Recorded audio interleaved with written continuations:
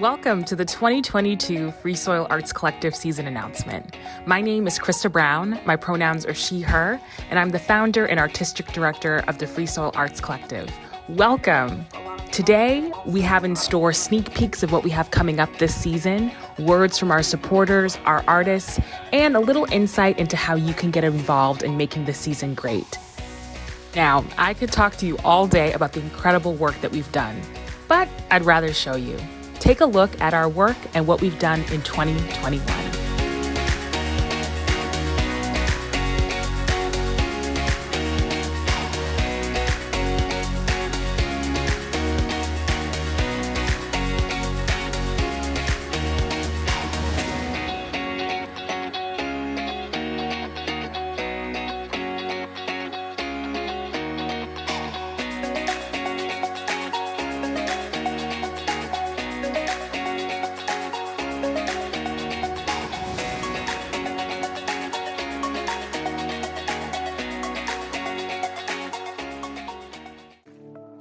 Visualize Lowell's Black History explores Lowell's Black history through art and interpretation. This was a community project in collaboration with DIY Lowell. The goal of this effort is to revitalize the downtown community while showcasing the undertold narratives of Black stories in Lowell through art. This project was funded through a Commonwealth Places grant from Mass Development and done in partnership with local Black community members. Our Vital Voices series is a 6-part series highlighting the work of incredible artists of color in our community. As you know, artists are at the heart of what we do. Next up, I'm happy to have a word from Chimeng Soon, principal dancer with the Encore Dance Troupe, a painter, and practicing visual artist. You know, I have never seen BIPOC artists in conversation until Free Soil, and I think Free Soil set the infrastructure for that. When you set up the infrastructure for BIPOC artists to have a platform, then that's where the conversation begins. If Free Soil, as an organization, allow that to happen in the community, and then for the future, I can see more artists stepping up to the plate. Free Soil has transformed my experience personally in one, opening my work to the community, two, really begin to question how Lowell is the center for arts and culture from a BIPOC-led organization. I recall in one of my artist conversation with the community and with Krista is, can the community name 10 BIPOC artists? And I pondered this question, right? We have 10 finger and we need to be able to start naming these artists. And through that, I was able to expand myself and connect deeper with not just Cambodian American, but also the diaspora of Indian American, of African American, Black American, Latino American, and sharing our narrative and our story is important to the community. It is important to the community because we're able to discuss the critical framework of our artistic practice. Thank you, Chimeng. Our Vital Voices series has been proudly supported by Enterprise Bank for the last 2 years. Enterprise has offered us incredible support dating back to our launch in 2019. And next, we're happy to have a word from Allison Burns over at Enterprise Bank. Enterprise Bank is proud to support Free Soil Arts Collective. We are thrilled to sponsor the Vital Voices series, which celebrates BIPOC artists. We are so fortunate to have an organization like Free Soil Arts Collective in our community amplifying voices. Enterprise Bank has long believed in the power of the arts as a means to bring together diverse communities to celebrate our differences and our common bonds. As I think about the year ahead, I'm excited for Free Soil to grow, prosper, and help make Lowell a stronger, more vibrant community where everyone feels seen and heard. On behalf of the entire Enterprise Bank team, we applaud Free Soil Arts Collective and thank you for all that you do for our community. Another key focus area of our work is developing youth programs. This involves hiring teaching artists of color to teach their specialty by running workshops and classes with young people that help them to find agency in their voice and a passion for creativity. Over the years, we've partnered with the Collegiate Charter School of Lowell, UMass Lowell, the Lowell Public Schools, and Middlesex Community College. Next, we have a word from Maria McDuffie Clark, who is the Multicultural and International Student Service Coordinator at the Multicultural Office at Middlesex Community College. It's been a long journey with Krista. So when she told me, she's working at Girls Inc., that was like, oh, that's fantastic. And then she started her own nonprofit, which made a lot of sense because she's always been so creative. I, of course, wanted her to do some programming with us at MCC in the Multicultural Affairs Office. And last year we did Her Story series, which is really fun and very personally for me, like rewarding. So I kind of called her and I was like, I want to do something for Women's History Month during Lowell Women's Week, and I want to do it for women of color, right? So that's really kind of where we started the conversation. And it was just so easy to like kind of talk through what was needed. And she really just was helpful with like kind of formulating an idea of like what this might look like, especially in a virtual sense. Because, amongst the pandemic, we've been like trying to figure out programming, who's going to come, and what are the safe ways to do it, and still have self-care. So part of the Her Story series was a wellness workshop that we did, and also a poetry, kind of freestyle poetry workshop as well. The one thing that I really did love that I told her, like, we have to have this, is the Hair Story play, because I went and I saw it live and I loved it. I loved it so much, and I really wanted all of our other students and staff and faculty to see. So she had, thankfully, it recorded, and so we were able to screen it virtually with folks and have kind of a watch party. And then she had all the actors come and just do a one-to-one women of color, like just bonding after hours, after screen hours. So that was a wonderful talk. And again, for me personally, rewarding because it's important. It's not just about how people express themselves and like, this is how my hair grows out of my head. It's much bigger than just, the style of the day. It's a much bigger conversation, and I'm happy that like we were able to bring that conversation on campus. A project we launched this year that I was really, really excited about is called Hidden in Plain Sight: Stories of Black Lowell. This was an anthology that became a published book and also an exhibit at the National Park Visitor Center, highlighting the experience of Lowell's Black residents throughout history. A lot of people may not know that urban renewal, displacement, and gentrification destroyed Lowell's historically Black neighborhoods.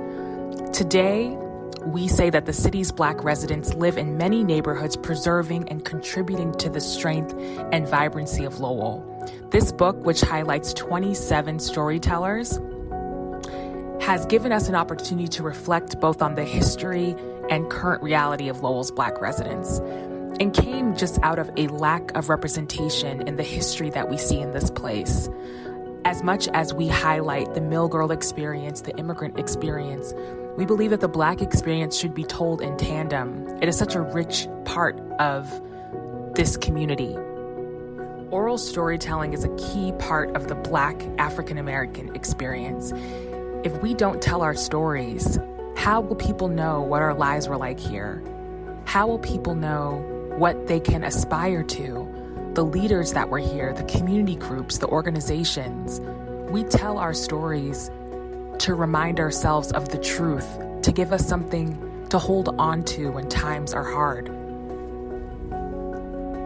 We were able to partner with local photographer Henry Marte of Marte Media to capture beautiful imagery of people.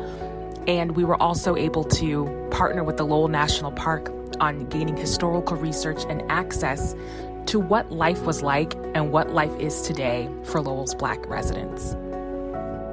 We partnered with Masada Jones of the Kindred Project on outreach to Black residents, and were able to conduct interviews via Zoom, some in person, and some over the phone.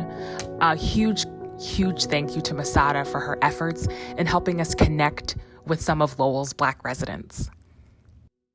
The major funder of this project making it possible was the Greater Lowell Community Foundation and their Racial Equity Grant. We also had support from Merrimack Repertory Theater, the Lowell Cultural Council, and the Lowell National Historical Park. Thank you to the Greater Lowell Community Foundation for making this work possible. Next, we have a word from Jennifer Aradia from the Greater Lowell Community Foundation. So when I first started at GLCF in 2019, 3 years ago, I met with Laura Smith and Krista Brown and heard about her vision for Free Soil Arts Collective. And it was hard not to get excited about her work and support her work. And so working with her through the foundation and supporting her work and seeing her vision and just seeing her excitement about supporting the community of artists and bringing her vision locally was something I just had to participate in. Like, truly, the speed of which, like, I've been involved in book projects, but the speed of which this got accomplished in the middle of a pandemic still blows me away. And I know Krista is very hard on herself, but the work is extraordinary. Now on to some of what we have in store for 2022. We are happy to be partnering with the Middlesex Community College Center for Truth, Racial Healing, and Transformation for a stage reading of Crooked Parts by Azure D. Osborne Lee and directed by Jasmine Brooks. This is a family dramedy set in yesterday and today. Freddie, a Black queer trans man, returns to his family home in the South after his fiancée breaks up with him. Crooked Parts is poignant, queer, funny, and as it says, definitely Black. Next, we have a word from our magical director, Jasmine Brooks. As a director, it's really important to me to showcase a multitude of stories of human experience, of Black experience, of experience of people of color, and really highlight our stories and tell in a way that is truthful, is honest, is vulnerable, is beautiful, and that's why I'm so excited to be directing Crooked Parts. Crooked Parts is such a beautiful story about our protagonist, Freddie, who has transitioned, and it takes place in 1995, which is Freddie's childhood, and also in 2013, which shows Freddie as an adult, and also showcases their sibling, Stephen, who has recently been incarcerated, and just how their family dynamic has shifted from 1995 to 2013 with their parents. And it's so important to show a Black family that has a lot of love, but is also flawed, and I think it's really important to showcase our stories in a way that has a lot of love, a lot of heart, but also a lot of vulnerability and pain, and hopefully find some joy and comfort in that in the end. I worked with Free Soil last November on Towards an Anti-Racist Tomorrow by Idris Goodwin, and the opportunity to work on a piece that was so timely and really important and special was such a great experience, and I'm so excited to be returning to Free Soil and working on Crooked Parts this March. Juneteenth, also known as Emancipation Day, commemorates the end of slavery in the United States. On January 1st, 1863, President Abraham Lincoln issued the final Emancipation Proclamation, freeing those enslaved. However, it wasn't until over 2 years later, on June 19, 1865, that the enslaved in Texas were notified by the Union Civil War soldiers of the abolition of slavery. The year following 1865, freedmen in Texas organized the first of what became the annual celebration of Jubilee Day on June 19th. In the ensuing decades, Juneteenth commemorations have swept the country as Black people migrated from Texas to other parts of the country. And now, Juneteenth is a federal holiday. Our annual Juneteenth celebration, which launched in 2021, was a site-specific outdoor traveling theater experience highlighting the legacy of Black people in Lowell, Massachusetts. We worked together to fundraise, arrange visiting anti-slavery lectures, and help new freedom seekers. This is going to be our second year hosting our annual Juneteenth celebration, and we are taking it up a notch. You can join us on Market Street on June 19th for a full day of Juneteenth celebrations. We've got music, food, vendors, fun, all taking place in downtown Lowell, Massachusetts. Can't wait to see you there. This creative work was done in partnership with DIY Lowell and the Visualize Lowell's Black History Project. Our next scheduled event this year is our second annual Juneteenth celebration. Another exciting production we have planned for this year is The Cookie Referendum by Raysam Donkahom. This is a short play about a middle school election. I am a local filmmaker playing mostly in the documentary and comedy space. However, I have also come to have known Krista not only as a friend, but as an awesome collaborator and as somebody who has given me the opportunity to bring a play that I wrote a couple of years ago to the stage called The Cookie Referendum. So The Cookie Referendum is something that I wrote while I was in college, and essentially is about a middle school divisive election over a single issue, and it's how cookies are distributed in the school. You have one character who's kind of more of an established button-up type of politician versus another one who's kind of a spoiler candidate who's just here to troll and be the center of attention and whatnot. And although I've written it a couple of years ago, and although I'm not trying to harp on any particular candidates, I feel that the play just frames the two-party system that we have here in America, this duopoly, and waters it down to a point where it's funny, it's punchy, and I feel like it could have and spark some really good conversations. The work that the Free Soil Arts Collective does would not be possible without our amazing supporters, community members, and board members. Next, we have a word from longtime advisory board member Ani Vong. Growing up, there wasn't as much representation as there is now across boardrooms, leadership roles, and of course on city official seats. And this is why I'm so proud to serve on the advisory board for Free Soil Arts. I've known Krista for a few years, and I remember from the very beginning, she'd always talk to me about her challenges and frustrations as a Black woman in theater. She kept thinking that there's something that she can do about it, and it's been so wonderful to witness everything that she's done, all the initiatives that she's taken, all the opportunities she's given to artists of color. And I just want to remind everyone that this work is very important, because as a little boy or a little girl of color, when you're watching TV, when you're going to shows, when you see someone that looks like you feel like you matter and you feel like you're part of a community. And I'm very proud of everything that Chris has been doing, and I will always support her. And this is just the beginning for Free Soil. It's going to, of course, go beyond Lowell in the Merrimack Valley. So stay tuned. As people of color, we've always found strength in community. We've always been able to tap into our networks and our friends and our relationships to figure out how we can be the best we can be, or how we can make opportunities for one another. The Free Soil Arts Collective, if anything, is an ecosystem. It's a platform for artists of color to connect, to commune, to have an environment that represents them. I came to Lowell 10 years ago, fresh out of college with a BFA in theater. After a while of being in this community, I did not see myself reflected here in the arts. I was excited and eager with all of this energy, but soon found that my geography was a limit to me at the time. I didn't see myself in this community. So I started going outside of myself, to Boston, out of town, traveling, commuting, spending countless dollars on trains, trying to find a community of artists that looked like me. The work that the Free Soil Arts Collective is doing is a direct reflection of that. Instead of us buying into this belief that we need to ask for a seat at the table, we have to advocate with organizations and institutions that don't look like us and ask for a seat.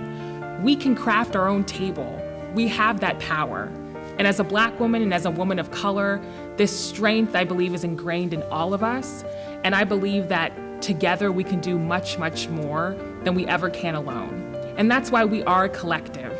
We're an ecosystem of artists of color from Lowell and surrounding areas. And we're making Lowell a destination for artists of color to just develop, perform, and to spark joy in some of the darkest times I think we've ever experienced. If you think about it, traveling in Lowell, how many BIPOC artists do you see in the gallery? And that's the honest truth, and that's the honest reality. Having Free Soil setting up this infrastructure allow us to participate and to build that conversation even further and deeper. Definitely Free Soil, because I think that she found a need or just a gap in the city, because Lowell is all about, handcrafted arts, things like that. But what was missing is artists of color. Yeah, so I have been very fortunate enough to know Krista both pre and also during Free Soil's inception, and I've come to know them first with their initial play Hair Tales, and again, that entire cast I also feel very fortunate to call my friends as well. But I feel like that type of content that they're putting on the stage is not only important for Lowell, Massachusetts, America at large, but quite frankly, the type of power that Free Soil really brings to the table when they're we're not just going to be another nonprofit in the waters. We're not just going to be another theater company in the water. The way that they're so intentional with the way that they want to run things and give opportunities to people, between giving myself some photography and also videography opportunities here and there, but to actually come even further in as somebody who gets to see their work that they didn't think that was going to go that far and bring it to light. That is an amazing opportunity that I feel that wasn't granted before. You know what I mean? Really who was really putting Black, Hispanic, Asian, all of those type of folks to the forefront and centered in those conversations, if not for the Free Soil Arts Collective. My experience with Free Soil was amazing. I spent the time having that conversation with the community and also really begin thinking about how come we don't have more of this. And if there is more, I would love to see more artists joining hand, and I would love to see engagement from the community in response to work by BIPOC artists, led by BIPOC artists. And that experience is beyond imagining. We at the Free Soil Arts Collective believe that the arts sector has a responsibility to create a more equitable and inclusive structure for presenting historically marginalized voices. Join us in this work. Whether you are a corporation looking to really dig deep on your diversity, equity, and inclusion work, or you're a community member who wants to stand behind our mission, if you're an artist who's looking for opportunities, join us. Visit freesoilarts.org to learn how you can join the movement. Thank you.